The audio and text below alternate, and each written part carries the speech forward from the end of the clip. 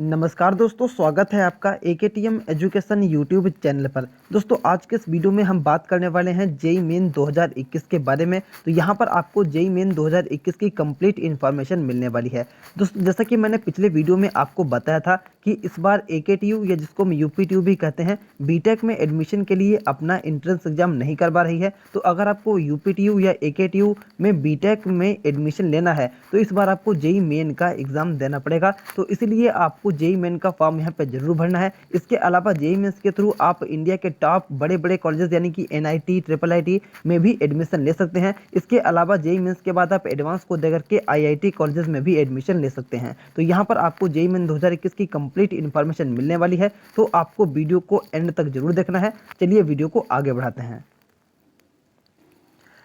तो दोस्तों इस वीडियो में आपको कंप्लीट इन्फॉर्मेशन मिलेगी, बस आपको वीडियो को पूरा देखना है। वीडियो पसंद आए तो लाइक और शेयर करना है। साथ ही ऐसे ढेर सारे एजुकेशनल वीडियोज के लिए आपको हमारे चैनल को सब्सक्राइब करके बेल आइकन को दबा लेना है। तो सबसे पहले तो बात करें कि जेईई मेंस का फॉर्म आपका कब से कब तक भरा जाएगा। तो फॉर्म यहाँ पर आपका 16 दिसंबर से शुरू हो चुका है, जो कि आपका 16 जनवरी 2021 तक भरा जाएगा। तो आपको 16 तारीख तक हर हाल में फॉर्म को जरूर भर देना है। फीस आप 17 तारीख तक भी पेमेंट कर सकते हैं। इसके अलावा ये इन्फॉर्मेशन आपको जेईई मेंस की ऑफिशियल वेबसाइट पर मिल जाएगा। इसके अलावा मैं डिस्क्रिप्शन बॉक्स में भी इसका लिंक दे दूंगा, आप इसको डाउनलोड करके पूरा पढ़ भी सकते हैं। इसके अलावा अगर हम जेईई मेन 2021 की जो फीस की बात करें तो फीस आपको ऑनलाइन ही पेमेंट करनी है। यहाँ पर आपके जेईई मेन 2021 में टोटल 2 पेपर होने वाले हैं। पेपर 1 आपका जो रहेगा वो आपका मेन पेपर है, जो कि आपका बीई और बीटेक के लिए होगा। और पेपर 2 के अंदर आपके 2 पेपर हैं, पेपर 2A और 2B। पेपर 2A आपका बीआर के लिए होगा और पेपर 2B आपका जो है बी प्लानिंग के लिए आपका रहने वाला है। तो आप किसी भी एक सिंगल पेपर के लिए अप्लाई करते हैं और अगर आप जनरल या ओबीसी के मेल कैंडिडेट हैं तो आपको 650 रुपये की फीस का पेमेंट करना पड़ेगा। अगर आप जनरल या ओबीसी में फीमेल हैं तो आपको 325 रुपये का पेमेंट करना पड़ेगा। इसके अलावा अगर आप एससी या एसटी या पीडब्ल्यूडी के कैंडिडेट हैं तो आपको 325 रुपये का ही पेमेंट यहाँ पर करना पड़ेगा। तो आप अपनी कैटेगरी के हिसाब से यहाँ पर आपकी जो फीस लिखी है उसको यहाँ पर देख के फॉर्म को अपना फिल कर सकते हैं।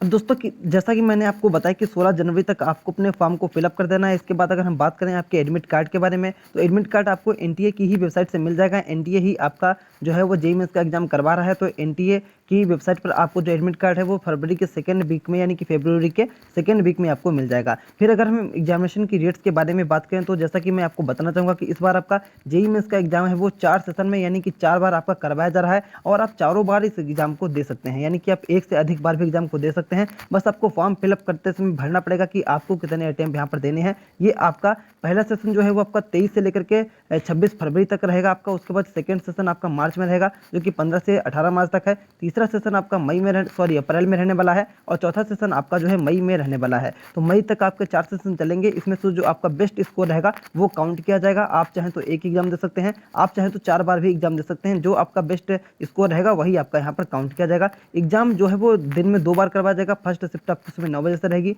और सेकंड शिफ्ट आपकी दोपहर में 3 बजे से टोटल रहने वाली है। इसके अलावा जो आपकी आंसर की है, जो आपका रिजल्ट है वो आपकी एनटीए की वेबसाइट पर आ जाएगा। इसके आपको अलावा आपको हमारे चैनल पर भी जैसे ही कोई भी नई इन्फॉर्मेशन आएगी सबसे पहले वीडियो मिल जाएगा।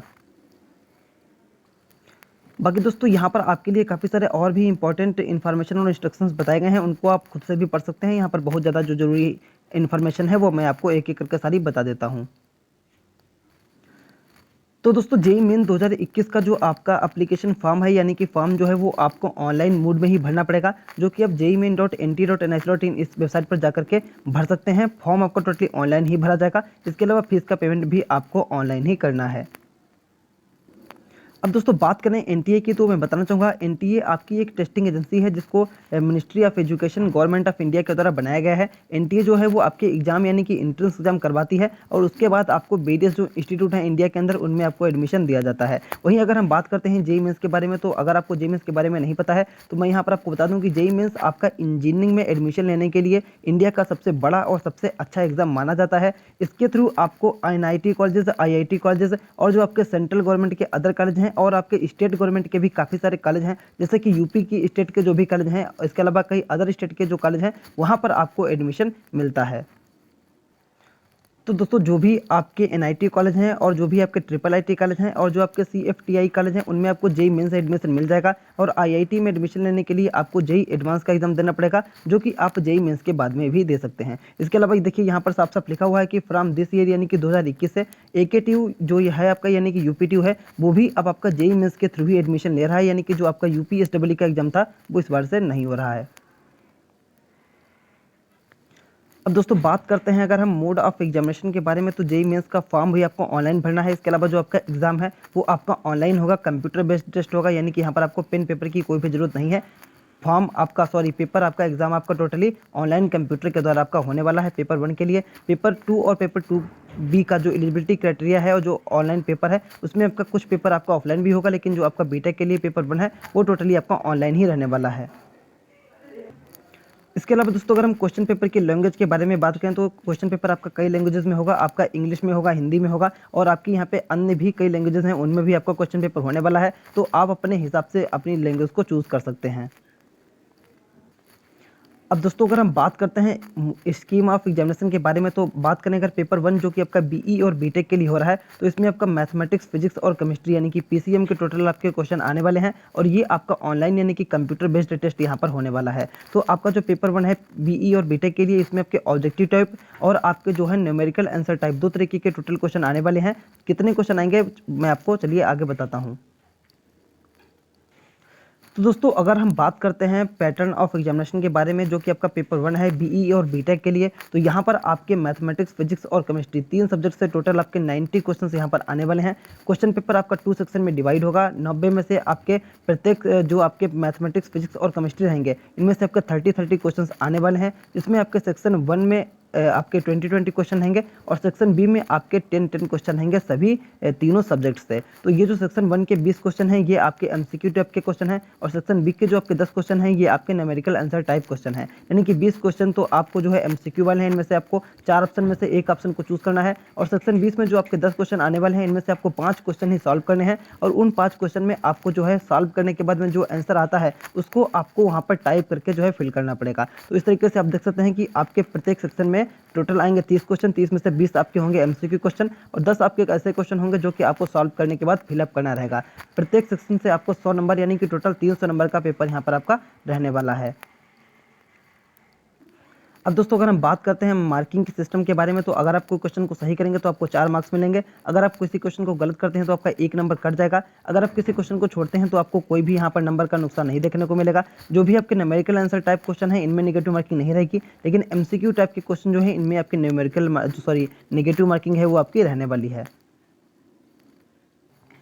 इसके अलावा दोस्तों अगर हम बात करते हैं सिलेबस के बारे में, तो आपको टोटल पूरा सिलेबस अगर देखना है तो आप jemain.nt.ns.in इस वेबसाइट को विजिट कर सकते हैं। वहाँ पर आपको टोटल पूरा सिलेबस देखने को मिल जाएगा। इसके अलावा एज लिमिट की बात करें तो कोई भी यहाँ पर अपर एज लिमिट नहीं रखी गई, यानी कि आप कितनी भी उम्र के हों आप इस एग्जाम को दे सकते हैं। बस आपने 12th का एग्जाम पिछले 2 साल के अंदर पास किया हुआ होना चाहिए।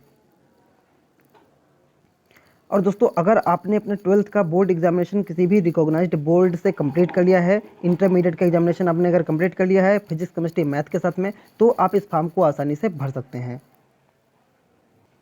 इसके अलावा दोस्तों अगर आपने अपना डिप्लोमा कंप्लीट किया हुआ है इंजीनियरिंग में किसी भी एक रिकॉग्नाइज्ड टेक्निकल एजुकेशन बोर्ड से, फिर भी आप इस फॉर्म को भर सकते हैं। इसके अलावा अगर हम बात करते हैं कि आपने किस साल में अगर 12th पास किया हो, तो अगर आपने 2019-2020 में 12th अपना कंप्लीट कर लिया है और अगर आप 2021 में अपना 12th कंप्लीट कर लेंगे तो आप इस फॉर्म को भर सकते हैं। लेकिन अगर आपने 2018 में 12th किया था तो आप इस फॉर्म को नहीं भर पाएंगे, या अगर आप 2022 में अपना 12th करने वाले हैं फिर भी आप इस फॉर्म को नहीं भर पाएंगे। तो यहाँ पर आपको ध्यान से देख लेना है।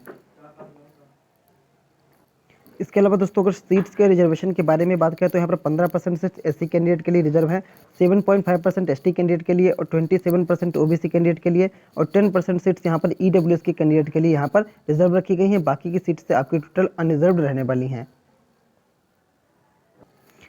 इसके अलावा दोस्तों बात करते हैं अगर इसके एडमिट कार्ड के बारे में, तो एडमिट कार्ड आपका फरवरी के 2nd वीक में जेई मेंस की वेबसाइट पे आ जाएगा। इसके अलावा चैनल पर भी आपको एडमिट कार्ड का नोटिस मिल जाएगा, तो आप उसको डाउनलोड करके प्रिंट करके एडमिट कार्ड को अपने हॉल पर आपको लेकर के जाना है। दोस्तों एग्जामिनेशन की डेट को एक बार फिर से मैं आपको बता देता हूँ। पहले सेशन का एग्जामिनेशन आपका फरवरी में होगा, दूसरा आपका मार्च में, तीसरा अप्रैल और चौथा मई में होने वाला है। मई के बाद में आपका कोई भी एग्जाम नहीं होगा, और मई के बाद में जो आपका बेस्ट स्कोर रहेगा चारों एग्जाम में से उसी को आपको एडमिशन के लिए काउंट किया जाएगा। तो यहाँ पर आप एग्जाम डेट अपने सामने देख सकते हैं। दोस्तों बात करते हैं कि अगर आपको NIT colleges, triple IIT college, CFTI और एसएफआई जो कॉलेज है यानी कि स्टेट फंडेड कॉलेज हैं, उनमें अगर आपको एडमिशन लेना है तो आपके पास क्या क्या एलिजिबिलिटी होनी चाहिए। तो BE, BTech, BR, B planning अगर आपको इन कोर्सेज में एडमिशन लेनी है, एनआईटी, ट्रिपल आईटी, सीएफटीआई या जो भी आपके स्टेट गवर्नमेंट के कॉलेज हैं, तो वहाँ पर आपको 75% कम से कम 12th में आपके होने चाहिए या आप टॉप 20% में आते हो, यानी कि आपको क्लास 12th में यानी कि इंटरमीडिएट में कम से कम 75% आपके मार्क्स होने चाहिए फिजिक्स, केमिस्ट्री, मैथमेटिक्स के साथ में। अगर आप एससी एसटी कैंडिडेट हैं तो आपके 65% मार्क्स यहाँ पर 12th में आपके कम से कम होने चाहिए, तभी आपको एनआईटी, ट्रिपल आईटी और सीएफटीआई कॉलेज में मिल जाएंगे। हालांकि आपकी स्टेट गवर्नमेंट के जो कॉलेज रहते हैं, जैसे कि एकेटीयू का एलिजिबिलिटी क्राइटेरिया है वो इससे कुछ डिफरेंट रहेगा। एकेटीयू में आपको इससे कम नंबर पर भी एडमिशन मिल जाएगा, बट एनआईटी, ट्रिपल आईटी और सीएफटीआई यहाँ पर आपको 75% मार्क्स यहाँ पर टोटल आपके होने ही चाहिए। और दोस्तों जैसा कि मैंने पहले आपको बताया था कि इस बार doctor APJ Abdul Kalam technical university Uttar Pradesh AKTU या जिसको हम यूपीटीयू भी कहते हैं, वहाँ पर भी आपको एडमिशन जो है जेई मेंस के जरिए ही मिलेगा। यूपीएसडब्ल्यू का एग्जाम इस बार नहीं होने वाला है, तो आपको जेई मेंस का फॉर्म जो है उसको जरूर भरना है, नहीं तो फिर आपको एकेटीयू में एडमिशन नहीं मिल पाएगा। इसके अलावा दोस्तों आप गूगल प्ले स्टोर से नेशनल टेस्ट अभ्यास इस ऐप को डाउनलोड कर सकते हैं। नेशनल टेस्ट अभ्यास के द्वारा आप जेईई मेंस का जो एग्जाम है इसकी टेस्ट की प्रैक्टिस भी कर सकते हैं, ताकि आप एग्जाम देने जब जाएं तब आपको वहां पर आसानी रहे। तो आप इस ऐप को जो है गूगल प्ले स्टोर से जाकर के डाउनलोड करके अपना टेस्ट को आप जो है दे दीजिए। इसके अलावा दोस्तों ज़्यादा जानकारी के लिए आप इस इन्फॉर्मेशन बूस्टर को हमारे डिस्क्रिप्शन बॉक्स में जाकर के डाउनलोड कर सकते हैं, या आप जेईई मेंस की ऑफिशियल वेबसाइट पर जाएंगे तो वहाँ पर भी आपको ये मिल जाएगा। तो चलिए इस वीडियो को यहीं पे समाप्त करते हैं। उम्मीद करता हूँ वीडियो आपको पसंद आया होगा। वीडियो पसंद आए तो लाइक कीजिए, शेयर कीजिए और हमारे चैनल को सब्सक्राइब कीजिए। वीडियो देखने के लिए आपका धन्यवाद।